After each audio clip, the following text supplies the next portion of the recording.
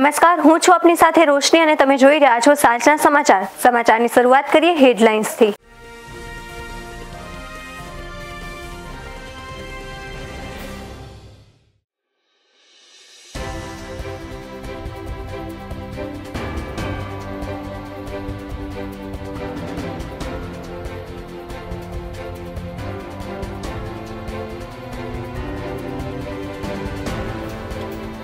ચાર ગુજરાતીઓના મોતનો મામલો. કેનેડા યુએસ બોર્ડર પર થીજીને મૃત્યુ પામેલા પટેલ પરિવારના 4 મૃતદેહો ભારત નહીં લવાય. કેનેડામાં જ અગ્નિ સંસ્કાર થશે.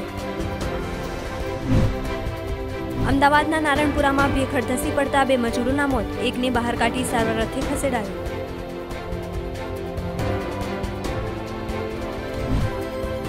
મહારાષ્ટ્રના સસ્પેન્ડ બીજેપીના ધારાસભ્યોને રાહત. સુપ્રીમ કોર્ટે 12 ધારાસભ્યોનું સસ્પેન્શન રદ કર્યું.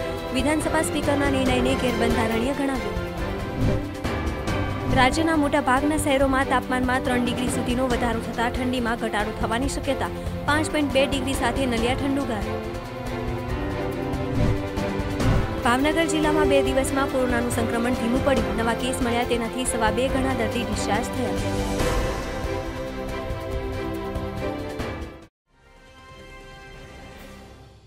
ધંધુકામાં બનેલ ઘટના મામલે સુરેન્દ્રનગર અને ધાંગધ્રા બંધને મિશ્ર પ્રતિસાદ મળી રહ્યો છે. ધાંગધ્રા અને સુરેન્દ્રનગરની બજારો ખુલ્લી જોવા મળી રહી છે, તો અમુક વેપારીઓએ ધંધા રોજગાર બંધ રાખ્યા, તો અમુક વેપારીઓએ ધંધો શરૂ રાખ્યો. જિલ્લા પોલીસે અનિચ્છનીય બનાવો કોઈ ન બને તે માટે સતત પેટ્રોલિંગ હાથ ધર્યું છે. હાલ શાંતિપૂર્ણ વાતાવરણ વચ્ચે બંધને મિશ્ર પ્રતિસાદ મળી રહ્યો છે, તો ધંધુકામાં બનેલ ઘટના મામલે સુરેન્દ્રનગર અને ધાંગધ્રા બંધને મિશ્ર પ્રતિસાદ મળી રહ્યો છે. ધાંગધ્રા અને સુરેન્દ્રનગરની બજારો ખુલ્લી જોવા મળી છે. અમુક વેપારીઓએ ધંધા રોજગાર બંધ રાખ્યા, તો અમુક વેપારીઓએ ધંધો શરૂ રાખ્યો છે. જિલ્લા પોલીસે અનિચ્છનીય બનાવો કોઈ ન બને તે માટે સતત પેટ્રોલિંગ હાથ ધર્યું છે. હાલ શાંતિપૂર્ણ વાતાવરણ વચ્ચે બંધને મિશ્ર પ્રતિસાદ મળી રહ્યો છે. વડાલી શહેરના સોસાયટી વિસ્તારમાં ગાયના ગળાના ભાગે ટાયર ફસાઈ જતા ગૌ સેવા ટીમે રેસ્ક્યુ હાથ ધર્યું. વડાલી શહેરના સોસાયટી વિસ્તારમાં મણિભાઈના દવાખાના પાસે એક ગાયના ગળામાં ભાગે ટાયર ફસાઈ ગયું હતું. ત્યારે આ સમગ્ર ઘટનાની જાણ વડાલી શહેરની ગૌ સેવા ટીમને થતા તાત્કાલિક ઘટના સ્થળે દોડી આવી હતી અને આ ગાયનું રેસ્ક્યુ હાથ ધર્યું હતું. ત્યારે ગૌ સેવા ટીમના યુવાનો દ્વારા દોરડા વડે ગાયને પકડી રેસ્ક્યુ કરીને મહા મહેનતે ગાયના ગળાના ભાગેથી ટાયરને કાઢવામાં આવ્યું હતું. ત્યારે ગૌ સેવા ટીમની આ સરાહનીય કામગીરીને શહેરીજનોએ બિરદાવી હતી. સુપ્રીમ કોર્ટે SC/STના પ્રમોશન માટે અનામતની શરતોને ઘટાડવાનો ઇનકાર કરી દીધો છે. સુપ્રીમ કોર્ટે કહ્યું છે કે રાજ્ય અનુસૂચિત જાતિ અનુસૂચિત જનજાતિના કર્મચારીઓને પ્રમોશનમાં રિઝર્વેશન આપતા પહેલા ક્વોન્ટિટેટિવ ડેટા ભેગો કરવો જરૂરી છે. સુપ્રીમ કોર્ટે કહ્યું છે કે પ્રમોશનમાં અનામત પહેલા ઉચ્ચ પદ પરના આંકડા ભેગા કરવા જરૂરી છે. તે સાથે જ કોર્ટે કહ્યું છે કે પ્રતિનિધિત્વનું એક ચોક્કસ સમયમાં મૂલ્યાંકન થવું જોઈએ. સુપ્રીમ કોર્ટે કહ્યું છે કે સમય મર્યાદા શું હશે તે કેન્દ્ર સરકાર નક્કી કરશે. કેન્દ્ર રાજ્યો સાથે જોડાયેલા આરક્ષણ મુદ્દે 24 ફેબ્રુઆરી સુધી સુનાવણી કરશે. કોર્ટે કહ્યું કે નાગરાજ 2006 અને જનરલ સિંહ 2018 કેસમાં બંધારણ બેન્ચના નિર્ણય પછી સુપ્રીમ કોર્ટ કોઈ નવો નિયમ ના બનાવી શકે. Justice L. Nageswara Rao, justice Sanjiv Khanna અને જસ્ટિસ B.R. ગવઈની બેન્ચના કેસમાં સુનાવણી કરતા કહ્યું, અમે માનીએ છીએ કે અમે પદના પ્રમોશનને ભરવા માટે કોઈ નિયમો નક્કી ના કરી શકીએ.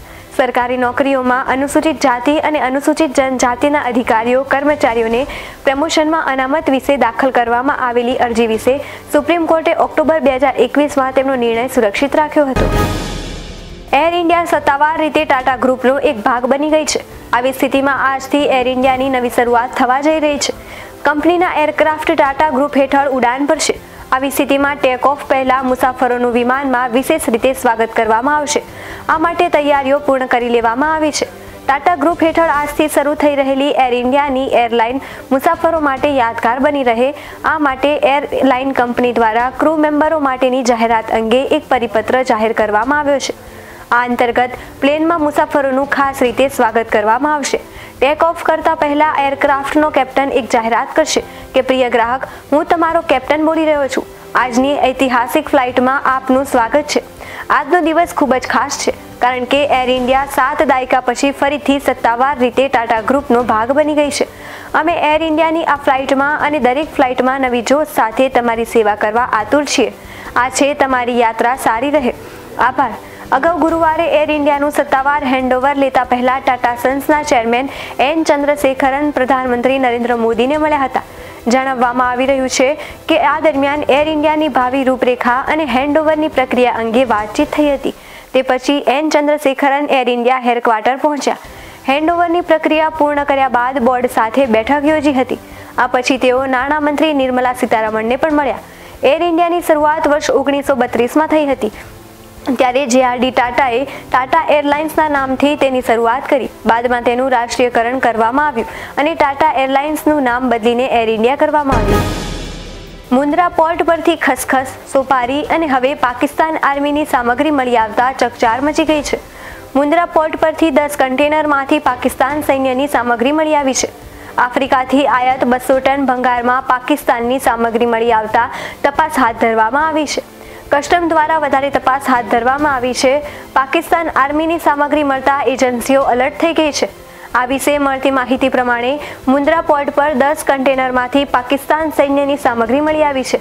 આફ્રિકાથી આયાત 200 ટન ભંગારમાં પાકિસ્તાની સામગ્રી મળતા સુરક્ષા એજન્સીઓ પણ એલર્ટ થઈ છે. એજન્સીઓ સાથે કસ્ટમે છેલ્લા થોડા દિવસોથી સતત તપાસ હાથ ધરી છે અને ઇનપુટના આધારે કાર્યવાહી કરવામાં આવી રહી છે. અગાઉ અમેરિકન ગાંજો, ખસખસ, સોપારીનો જથ્થો ઝડપી પાડવામાં આવ્યો હતો. જાણવા મળી રહ્યું છે કે અમદાવાદની સાઈ બંધન ઇન્ફ્યુમ પ્રાઇવેટ લિમિટેડ દ્વારા મુન્દ્રા બંદર પર આવેલા હિન્દુ ટર્મિનલ ખાતે સ્ક્રેપના શિપિંગ બિલ તળે આફ્રિકાથી આવેલા 10 કન્ટેનર આયાત કરવામાં આવ્યા હતા. આમાં ભંગારનો જથ્થો હતો. કસ્ટમને બાતમી મળી હતી કે આ ભંગારના જથ્થામાં વાંધાજનક સામગ્રી છે, જેથી આ કન્ટેનરોને રોકવામાં આવ્યા હતા અને આ 200 ટન જેટલા ભંગારની તપાસ હાથ ધરવામાં આવી હતી. તેમાં ભંગારની સાથે પાકિસ્તાન આર્મી દ્વારા વપરાયેલી યુદ્ધ સામગ્રી પણ મળી આવી હતી. ઉલ્લેખનીય છે કે પાકિસ્તાનથી આયાત થતા ભંગાર પર 200% ડ્યુટી વસૂલવામાં આવતી હોય છે. આ કન્ટેનરો આફ્રિકાથી આવ્યા હોવાના લીધે પાકિસ્તાનથી મુન્દ્રા વાયા આફ્રિકા લાવીને ડ્યુટી ચોરી કરાઈ હોવાની શક્યતાઓ જોવા મળી રહી છે. આગામી 2-3 દિવસ દરમિયાન ઉત્તર પશ્ચિમ, મધ્ય ભારત, પૂર્વ ભારત અને મધ્યપ્રદેશના કેટલાક ભાગોમાં શીતલહેર આવવાની શક્યતા છે. ભારતીય હવામાન વિભાગે આગાહી કરી છે કે આ દરમિયાન ભારતના ઘણા રાજ્યોમાં વરસાદ પડશે. હવામાન વિભાગ અનુસાર તાજા વેસ્ટર્ન ડિસ્ટર્બન્સને કારણે 29 થી 31 જાન્યુઆરી દરમિયાન જમ્મુ અને કાશ્મીર, લદ્દાખ, ગિલગિટ બાલ્ટિસ્તા, મુઝફ્ફરાબાદમાં હળવો વરસાદ અને હિમવર્ષા થવાની સંભાવના છે. અન્ય વેસ્ટર્ન ડિસ્ટર્બન્સના પ્રભાવ હેઠળ પશ્ચિમ હિમાલય વિસ્તારમાં ભારે વરસાદ અને હિમવર્ષા થઈ શકે છે.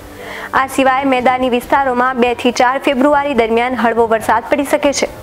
હવામાન વિભાગના જણાવ્યા અનુસાર આગામી 2 થી 3 દિવસ પંજાબ, હરિયાણા, ચંદીગઢ, રાજસ્થાન, પશ્ચિમી ઉત્તર પ્રદેશ, વિદર્ભ, બિહાર અને છત્તીસગઢના અલગ અલગ ભાગોમાં અને 28 થી 30 જાન્યુઆરી દરમિયાન ઓડિશામાં કોલ્ડ વેવની સ્થિતિ સર્જાવાની સંભાવના છે.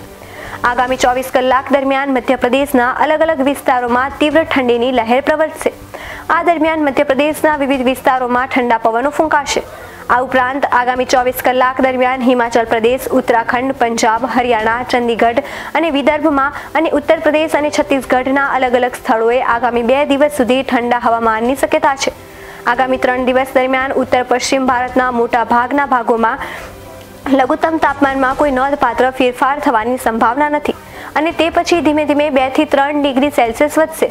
આગામી 2 દિવસ દરમિયાન પૂર્વ ભારતમાં લઘુત્તમ તાપમાન 2 થી 4 ડિગ્રી સેલ્સિયસનો ઘટાડો થવાની સંભાવના છે અને ત્યાર પછી કોઈ ખાસ ફેરફાર થશે નહીં. 29મી જાન્યુઆરીથી પશ્ચિમ હિમાલયના ક્ષેત્રને તાજા નબળા વેસ્ટર્ન ડિસ્ટર્બન્સની અસર થવાની સંભાવના છે અને અન્ય વેસ્ટર્ન ડિસ્ટર્બન્સ 2 ફેબ્રુઆરીથી ઉત્તર પશ્ચિમ ભારતને અસર કરે તેવી શક્યતા છે. શુક્રવારના રોજ ઉપ હિમાલયન પશ્ચિમ બંગાળ અને સિક્કિમમાં 1 કે 2 સ્થળોએ હળવા વરસાદની સંભાવના છે અને ત્યારબાદ શુષ્ક હવામાન છે. દિલ્હીમાં જાન્યુઆરીમાં જીનોમ સિક્વન્સિંગ માટે મોકલવામાં આવેલા 79% સેમ્પલ ઓમિક્રોન પોઝિટિવ હોવાનું જાણવા મળ્યું છે. દિલ્હી સરકારના જણાવ્યા અનુસાર 1 થી 23 જાન્યુઆરી સુધીમાં સિક્વિસિંગ માટે મોકલવામાં આવેલા સેમ્પલમાં આ વાતની પુષ્ટિ થઈ છે. જ્યારે national centre for disease control અનુસાર દેશમાં જાન્યુઆરી મહિનામાં સિક્વિસિંગ માટે મોકલવામાં આવેલા 75% ટેસ્ટ સેમ્પલમાં ઓમિક્રોનની પુષ્ટિ કરવામાં આવી છે. આરોગ્ય મંત્રાલયના જણાવ્યા અનુસાર દેશની 95% પુખ્ત વયની વસ્તીને વેક્સિનના બંને ડોઝ આપવામાં આવ્યા છે, જ્યારે 74% વસ્તીને બંને ડોઝ લઈ લીધા છે. દેશમાં અત્યાર સુધીમાં કુલ 164.44 કરોડ ડોઝ આપવામાં આવ્યા છે. ગુરુવારે 49.69 લાખ ડોઝ આપવામાં આવ્યા હતા. ગુરુવારે દિલ્હી ડિઝાસ્ટર મેનેજમેન્ટ ઓથોરિટી DDMAની સમીક્ષા બેઠક યોજાઈ હતી, જેમાં રાજધાનીમાં વીકેન્ડ કર્ફ્યુ હટાવવાનો નિર્ણય લેવામાં આવ્યો હતો. DDMAએ 50% ક્ષમતા સાથે થિયેટર, બાર અને રેસ્ટોરન્ટ ખોલવા માટે સૂચના આપવામાં આવી છે. તેમજ સરકારી ઓફિસો પણ 50% ક્ષમતા સાથે ખુલશે. આ સિવાય લગ્ન સમારોહમાં 200 લોકો હાજર રહી શકશે. દેશમાં છેલ્લા 24 કલાકમાં કોરોનાના 2,51,627 નવા કેસ મળ્યા હતા. આ દરમિયાન 3.4 લાખ લોકો સાજા થયા છે, જ્યારે 627 લોકોના મોત થયા છે. એના એક દિવસ પહેલા બુધવારે 2,86,384 નવા કેસ નોંધાયા હતા અને 573 લોકોના મોત થયા હતા. પાછલા દિવસની તુલનામાં 34,757 કેસ ઓછા જોવા મળ્યા છે, એટલે કે નવા કેસોમાં 12%નો ઘટાડો જોવા મળ્યો છે. હાલમાં દેશમાં એક્ટિવ કેસ એટલે કે સારવાર લઈ રહેલા દર્દીઓની સંખ્યા 21.5 લાખ છે. મહામારીની શરૂઆતથી અત્યાર સુધીમાં દેશમાં લગભગ 4.6 કરોડ લોકો કોરોનાની ઝપેટમાં આવી ગયા છે. દેશમાં 13 થી 17 વર્ષની વયજૂથના બાળકોનું વેક્સિનેશન ઝડપી થયું છે. આ દરમિયાન કેન્દ્ર સરકાર ટૂંક સમયમાં દેશભરમાં શાળાઓ ખોલવા માટે ગાઈડલાઇન્સ જાહેર કરી શકે છે.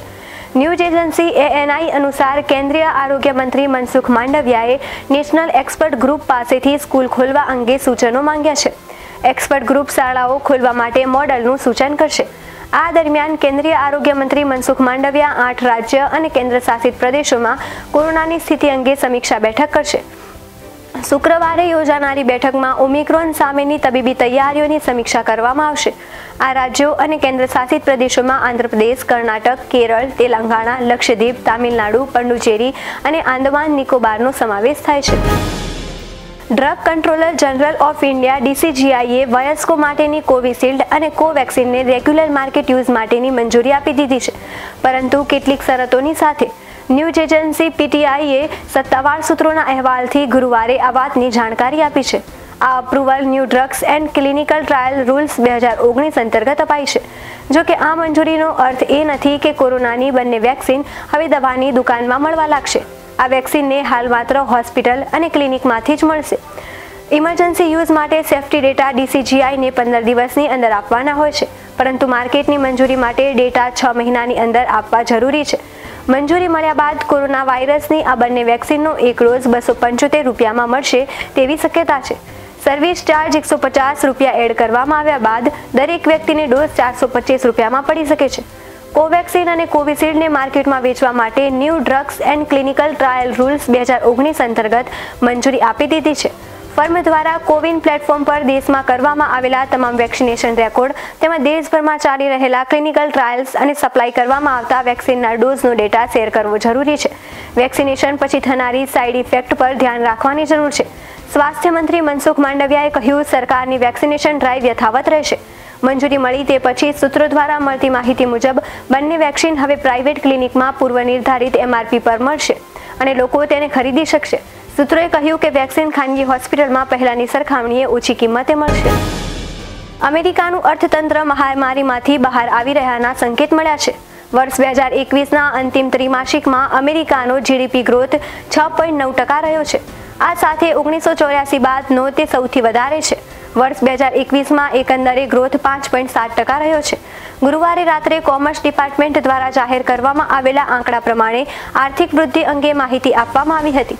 ત્રીજા ત્રિમાસિક ગાળામાં GDP વિકાસ દર ફક્ત 2.3% અંદાજવામાં આવ્યો હતો. ત્યારબાદ અર્થશાસ્ત્રીઓ એવું ચાલી રહ્યા છે કે અંતિમ ત્રિમાસિક ગાળામાં આ તેજી વધશે અને તેનો અંદાજ બિલકુલ ખરો સાબિત થયો છે. અર્થશાસ્ત્રીઓએ GDP ગ્રોથ 3.4% થી 7% વચ્ચે રહે તેવો અંદાજ વ્યક્ત કર્યો હતો અને હવે આંકડા સામે આવ્યા છે તો આ ઝડપ અને અમેરિકાના અર્થતંત્રનું પ્રદર્શન ખૂબ જ સારું રહ્યું છે. આ સંજોગોમાં એ બાબત મહત્વની બની જાય છે કે વિશ્વમાં કોરોનાથી સૌથી વધારે અસર અમેરિકાને થઈ રહી છે અને મોત પણ અહીં જ વધારે છે. ખાસ વાત એ છે કે વર્ષ 2020માં 3.4%નો ઘટાડો નોંધાયો હતો અને તે 74 વર્ષમાં સૌથી મોટો ઘટાડો હતો.